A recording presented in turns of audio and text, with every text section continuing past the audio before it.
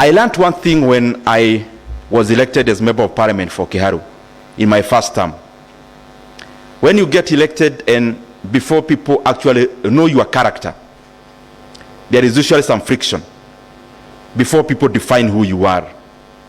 Because politics and leadership is also, to a large extent, part of making people know who you are, so that when you speak, they know who is speaking. When you say maybe something will be done, they know, do you mean it? So that when you say, people can define your leaning. And therefore, before that happens, or before that definition, of course, people will have different definitions on who you are. And I realized you can spend a lot of time fixing your politics and you neglect the role at which you are actually elected to do.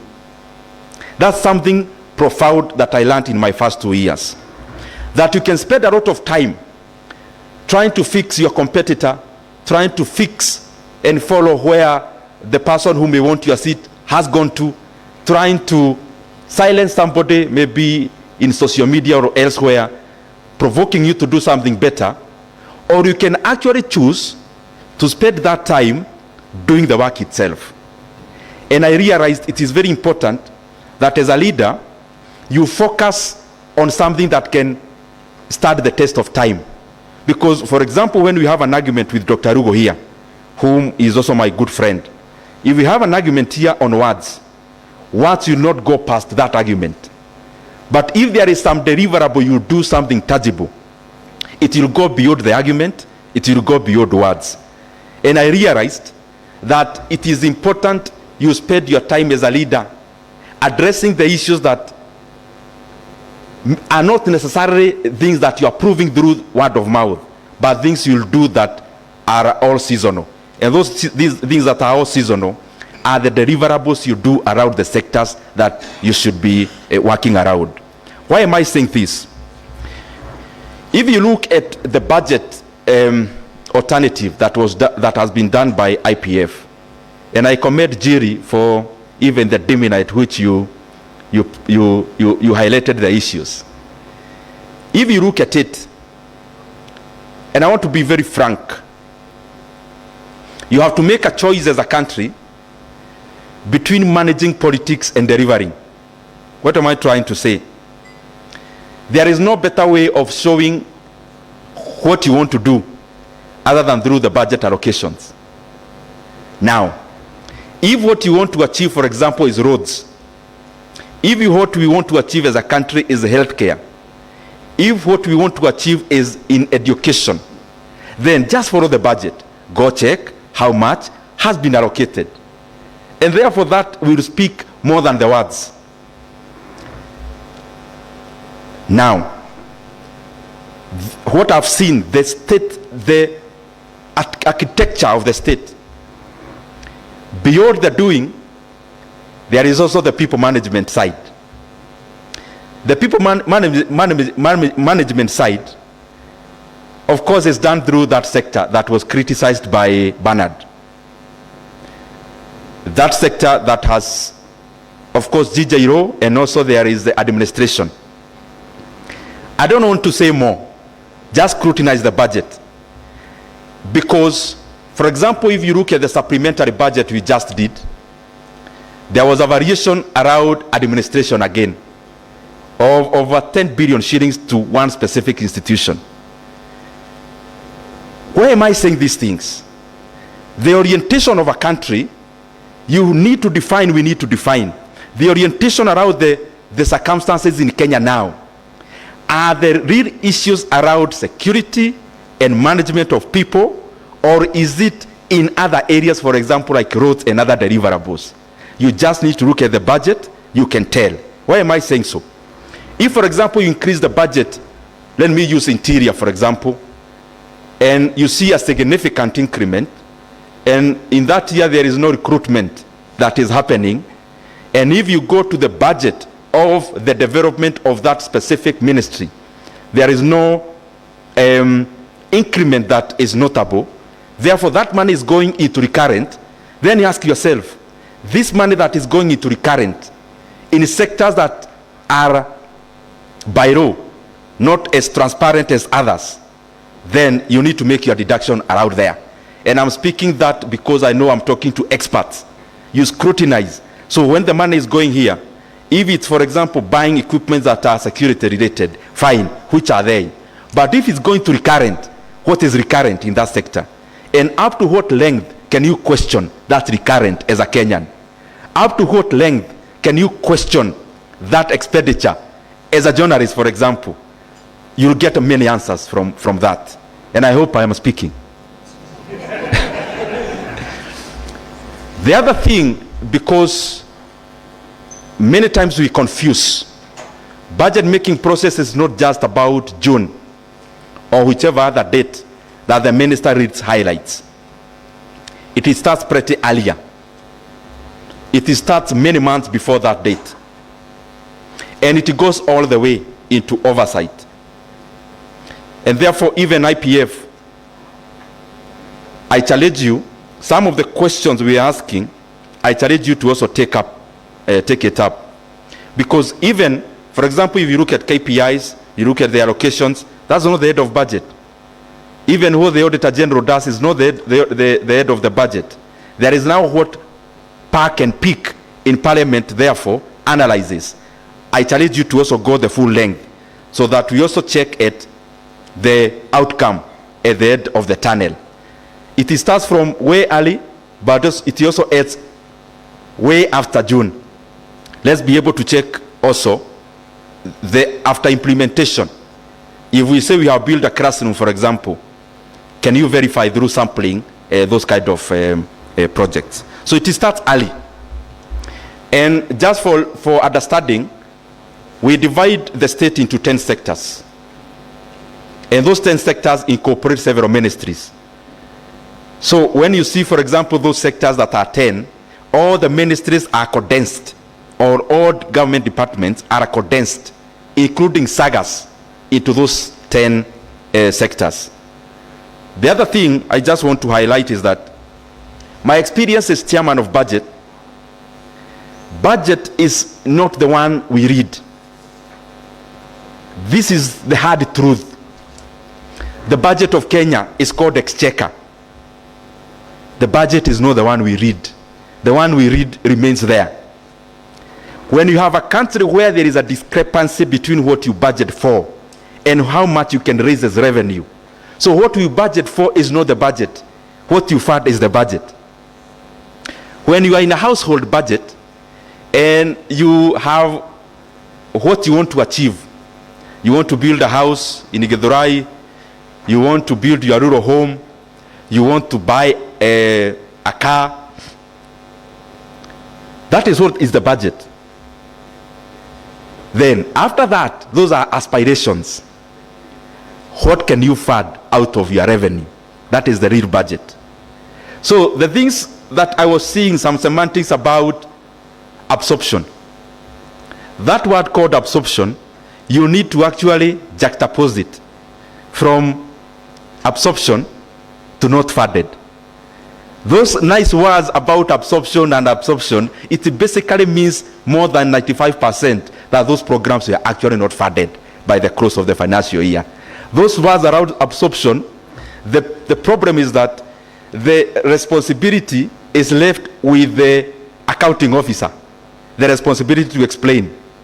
But the overarching ministry, which is the National Treasury, then is left with no responsibility. If you sit here and you're talking about an absorption, for example, in the Department of Basic Education, like the classrooms I saw in laboratories, if there is a CFO or the PS for basic education, they seem like the ones carrying the burden, that you didn't absorb the money yet it was budgeted. That is not the truth. The truth is that that program or those projects were actually not funded. So that I have seen part of managing our country's economics is communicating things as they are, so that people's expectations are aligned to what can be delivered and are aligned to what is possible. There are just a few other things I want to highlight. One is the budget. The budget that we know in terms of the expenditure side. If you could have followed the presentation here, BPS level 4.3 trillion. Let me use the one that has been implemented, because, and you forgive me for this, because I've been there. The real budget is the one that has been implemented, not the one you want not the aspirations of the next financial year. And that comes in handy at the close of the financial year, when you realize there is a lot of gap in terms of revenue. Now let me actually use the one that has partly been implemented for this current financial year. And let me use the one before revision, before the second supplementary. You're talking about a budget of 3.8 trillion. I want you to see what it is that we budget for. Kenya has two very stagnant and solid polars in budget making. One is the side of discretionary, the other one is non-discretionary.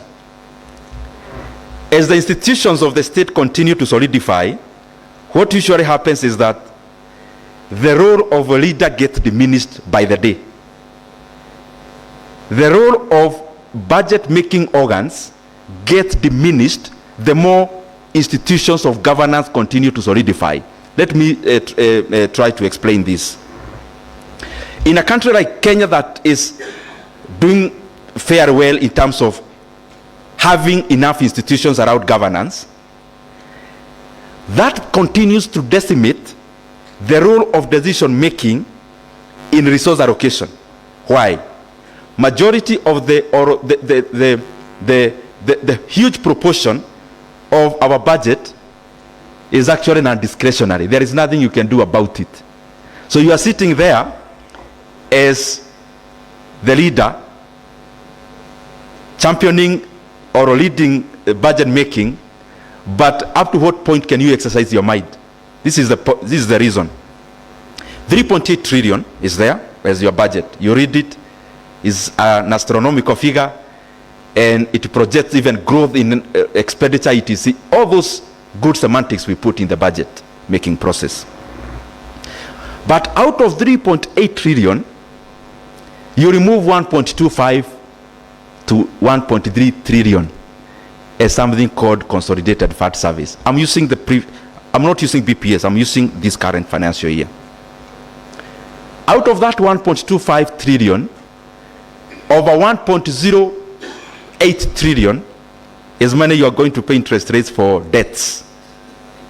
1.008 trillion. It will be more next financial year. Now, there is nothing you can do about that.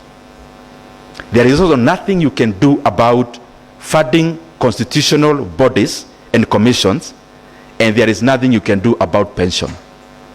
All those falls under CFS. So you budget 1.2 thereabout trillion, there is nothing you can do about it. Then come to salaries of civil servants. Salaries of civil servants in Kenya is in the range of 600 to 700 in the few years around here now, 600 to 700 billion Kenya shillings. There is also nothing you can do about that. There is a constitutional requirement of funding counties to a tune of 380 billion that time, this financial year, actually without carryovers. Once you put carryovers, it is over 400 billion. There is nothing you can do about that also. So what happens then?